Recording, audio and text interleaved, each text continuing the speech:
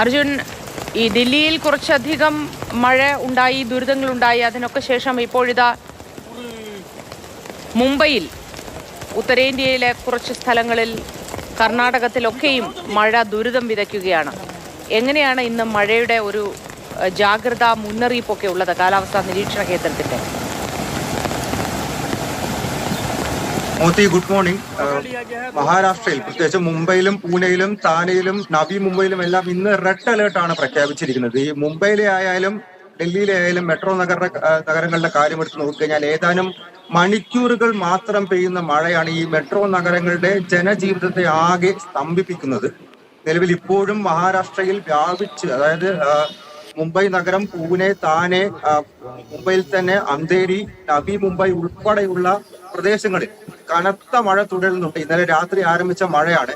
അത് ഇടവിട്ട് വലിയ രീതിയിലുള്ള ദുരന്തം ഈ മുംബൈ നിവാസികൾക്ക് നൽകിക്കൊണ്ടിരിക്കുകയാണ്. ഇപ്പോൾ ഇനി കുറച്ചുകൂടി സമയം കഴിഞ്ഞു കഴിഞ്ഞാൽ ആളുകൾ ജോലിക്കടക്കം പോകാൻ വേണ്ടി പുറത്തേക്ക് ഇറങ്ങി തുടങ്ങും. അപ്പോഴായിരിക്കും ഈ പൊതുഗതാഗതം ഇല്ലാഞ്ഞിട്ടുള്ള ആ ഒരു വലച്ചിൽ, ജനജീവിതം ഏറ്റവും കൂടുതൽ സ്തംഭിക്കാൻ പോകുന്നത്, അനുഭവിക്കാൻ പോകുന്നത്. നിലവിൽ ഇന്നലെ ഉണ്ടായ മഴക്കെടുതിയിലാണ് ഒരു മരണം റിപ്പോർട്ട് ചെയ്തിരിക്കുന്നത്, സ്ഥിരീകരിച്ചിരിക്കുന്നത്.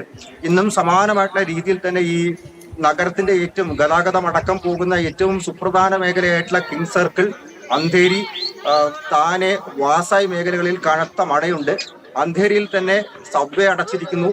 ഈ സബർബൻ അടക്കമുള്ള മേഖലകളിലേക്ക് ട്രെയിനുകൾ, ലോക്കൽ ട്രെയിനുകൾ ഓടുന്ന മേഖലകളിലേക്ക്, ട്രാക്കുകളിലേക്ക് എല്ലാം വെള്ളം കയറിയിട്ടുണ്ട്. ആ വെള്ളം കെട്ടി നിൽക്കുന്നത് കൊണ്ട് തന്നെ ഈ സബർബൻ ട്രെയിനുകൾ ഓടിക്കാൻ സാധിക്കില്ല. വെള്ളം അടിച്ച് കളയണം.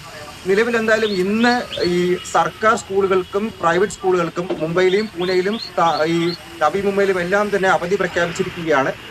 പരമാവധി ആളുകൾ ഒഴിവാക്കാനാകാത്ത സാഹചര്യം ഉണ്ടെങ്കിൽ മാത്രം പുറത്തേക്ക് ഇറങ്ങിയാൽ മതി എന്നതാണ് നിർദ്ദേശം നൽകിയിരിക്കുന്നത്.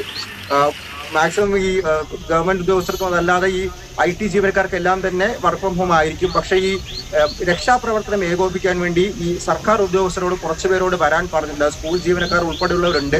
എന്നാൽ മുംബൈ പോലൊരു മെട്രോ നഗരത്തിന്റെ സാഹചര്യം എടുത്തു നോക്കിക്കഴിഞ്ഞാൽ അവിടെ ഈ ദിവസക്കൂലിക്ക് പണി ചെയ്യുന്നവരാണ് കൂടുതൽ. എത്രത്തോളം വർക്ക് ഫ്രം ഹോം പ്രഖ്യാപിച്ചാലും അങ്ങനെയുള്ളവരെ, അല്ലെങ്കിൽ അങ്ങനെയുള്ളവർ ജോലിക്കിറങ്ങുന്നതിനെ തടയാനായിട്ട് സാധിക്കില്ല. അവർ ജോലിക്കിറങ്ങുന്നതിന് ചെയ്യും. അങ്ങനെ വരുന്ന സമയത്താണ് തിരക്കേറുക, റോഡ് ബ്ലോക്കുകൾ ഏറുക.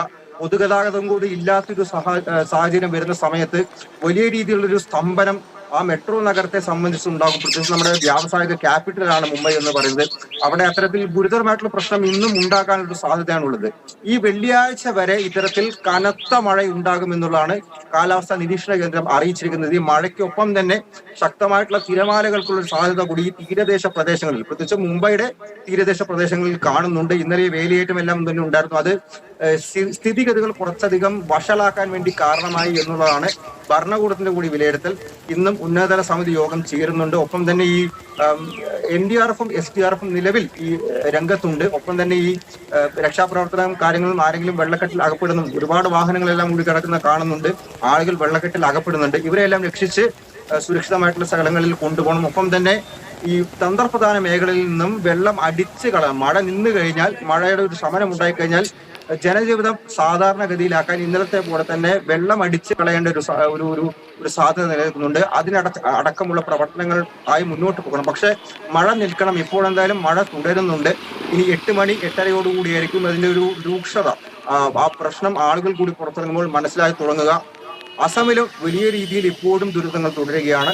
ഇന്നലെ 78 മരണമായിരുന്നു സ്ഥിരീകരിച്ചത്. ഇന്നലെ 6 മരണം കൂടി ഉണ്ടായിരുന്നു. ആകെ ഈ ഡെത്ത് ടോൾ എന്ന് പറയുന്നത്, മരണസംഖ്യ എന്ന് പറയുന്നത് 86ലേക്ക് ഇപ്പോൾ എത്തിയിട്ടുണ്ട്. അവിടെ 29 ജില്ലകളിലായി 25ഓളം ലക്ഷം പേരുകൾ ഇപ്പോഴും വലയുകയാണ് ഈ പ്രളയക്കെടുതിയിൽ. ബ്രഹ്മപുത്ര അടക്കമുള്ള 9 നദികളാണ് ഇപ്പോഴും കരകവിഞ്ഞൊഴുകുന്നത്. മുംബൈയിലുമുണ്ട് 2 നദികൾ, റായ്ഗഡിലും താനെയിലും നിലവിൽ അപകട സൂചിക്ക് മുകളിലായി ഒഴുകിക്കൊണ്ടിരിക്കുകയാണ്. മഴ തുടർന്നു കഴിഞ്ഞാൽ അത് കരകവിയും കൂടുതൽ പ്രശ്നങ്ങളിലേക്ക് വഴിവെക്കും എന്നുള്ളതാണ് നിലവിൽ അറിയാൻ വേണ്ടി സാധിക്കുന്നത് മഹാരാഷ്ട്രയിൽ നിന്ന്. ശരി.